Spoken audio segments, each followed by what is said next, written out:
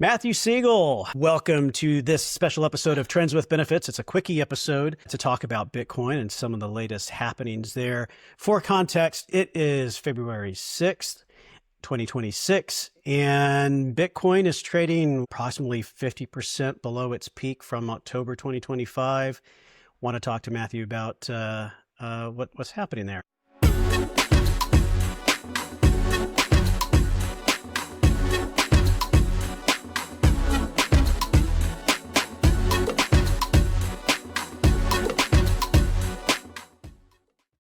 Matt, first of all, has anything happened to fundamentally change your view of either the utility of Bitcoin, investment outlook, adoption long term? Hey, Ed, good to spend time with you again. The answer is no on the long term. The adoption story continues to play out in terms of sovereign nations recognizing the utility of Bitcoin in diversifying away from dollars and also monetizing stranded energy. We track that series of the number of countries that are mining Bitcoin with government resources that continues to go up. New countries joining this year, like Japan, who's restarting their nuclear reactors and has ordered a number of Bitcoin mining machines to absorb some of that new load. And, you can see from the range of structured products on Wall Street that the largest balance sheets in the world are beginning to engage with this asset.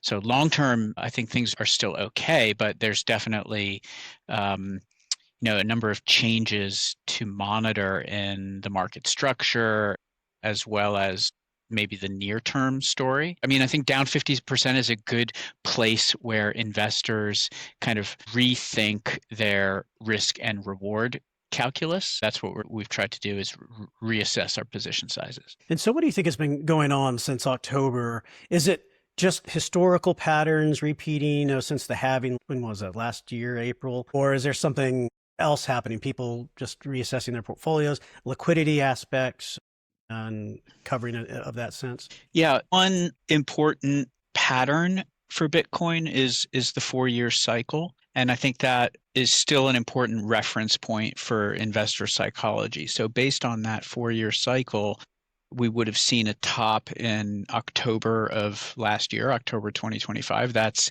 exactly what happened. It coincided with that very rapid deleveraging event on October 10th. And typically the peak to trough interval of that 4-year cycle is about 1 year. So that would put us into kind of Q4 of this year, where we could get high conviction to re-engage maybe more aggressively. But the path from the peak to the trough is rarely linear. And you can see from the volatility over the last week, it's a historic decline, and by many metrics, very oversold.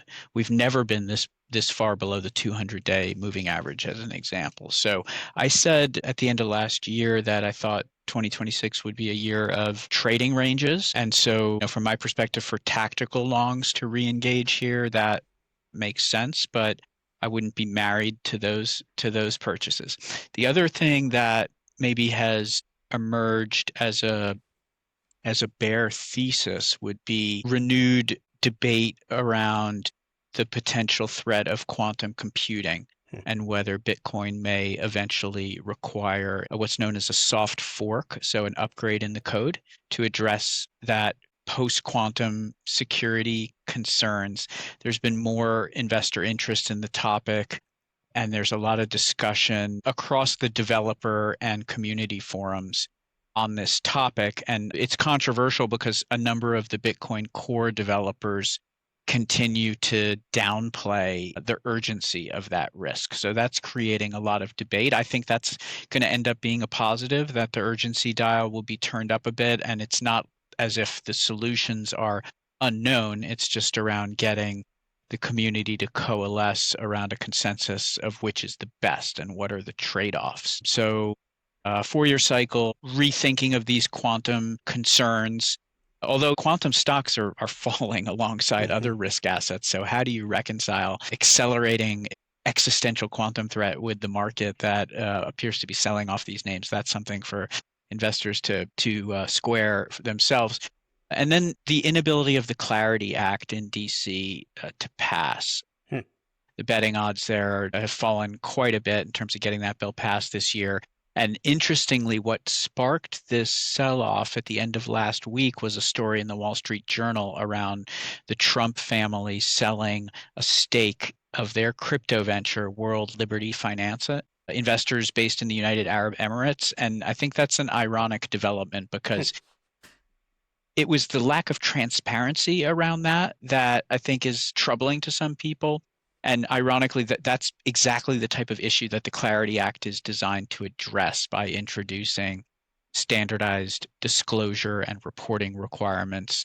So I think that would reduce uncertainty and improve market confidence, especially in the altcoin part of the market. And then, just the general sell-off in adjacent risk narratives like AI. And Bitcoin and AI are connected fundamentally, in my opinion, not just through momentum trades. We can get into that. So that was a handful, but those are the things that have changed. Do you think that quantum story, I mean, that's kind of a longer term story, right? Or is that going to happen sooner than everybody thinks?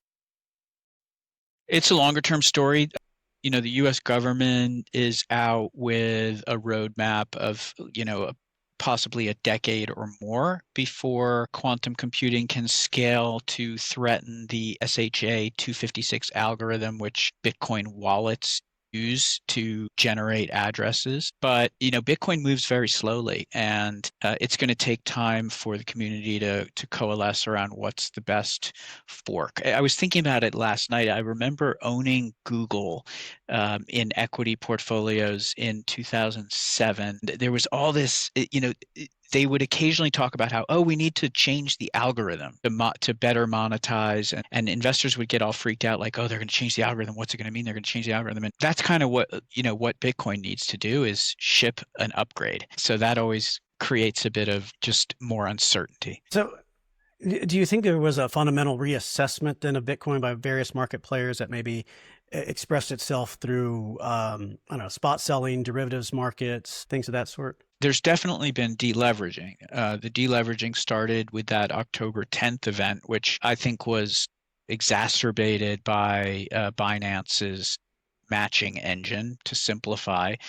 And then since that October, it's been one way down for leverage levels in terms of just open interest on Bitcoin futures. So the decline in leverage has been orderly, and that can kind of cut both ways. On the one hand, um, the bears would say, we haven't yet experienced this classic capitulation event where the price overshoots the leverage reduction. And then, the bulls would say that, because it hasn't happened, why would it happen unless we get some further Bitcoin specific catalyst, given what's happened kind of in risk assets and momentum assets generally over the last month. So long story short, it would be normal for leverage to rise structurally for Bitcoin, in my opinion. It's becoming more widely adopted as a settlement currency. More portfolios are integrating it. There's more creativity around, option strategies in the space. So I wasn't so concerned with the high levels of leverage that we had in October, because I think some of that is structural. And we try to look at the second derivative there.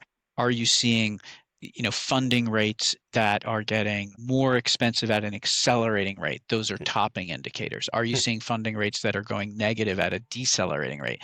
Those would be bottoming indicators. And we did see some of those bottoming indicators yesterday on Thursday, Feb 5th. And so that's why we added to some of our Bitcoin and beta exposures within the Node ETF. In terms of market price movement this time with Bitcoin, was there anything that did not happen that has happened in past drawdowns? Well, in terms of looking at the derivatives market as a signal of positioning, when the funding rates go negative in the perpetual futures market, meaning that you're getting paid to take leverage long positions, that's usually a bottom signal. We did see that for ETH and SOL, negative funding rates, which is a bull signal. Bitcoin funding rates did not really go persistently negative. So that would be one thing that stands out as I kind of wish that had happened. So do you think we've reached capitulation in Bitcoin yet, or is there maybe a little more to go? It depends on your time horizon. Every investor kind of has to make that calculus of risk and return and time horizon. For the portfolio that I'm managing, where we can, it's reasonably higher turnover strategy and willing to take some tactical swings, which we did. And then I think we're just going to have to monitor that. If you strip out the noise, what are some long-term signals that matter most for the long-term outlook for Bitcoin, or for the Bitcoin thesis right now? So we look at it through three lenses. The first is global liquidity. So what's going on with central bank policy and budget deficits, and are those increasing conviction in fiat currencies or not? And so when you look across the G7 countries, we don't see anything structural that's changing the fiat debasement trade, which powered gold last year. Bitcoin and gold tend to take turns. So that I'd say is still supportive. That's the first lens, global liquidity.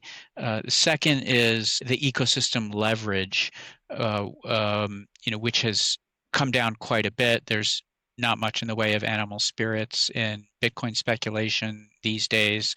So from a contrarian signal, that would be somewhat constructive here. And then the last is what's going on with the on-chain activity. So, Bitcoin, it doesn't print its earnings quarterly. You can look at the state of the blockchain every day.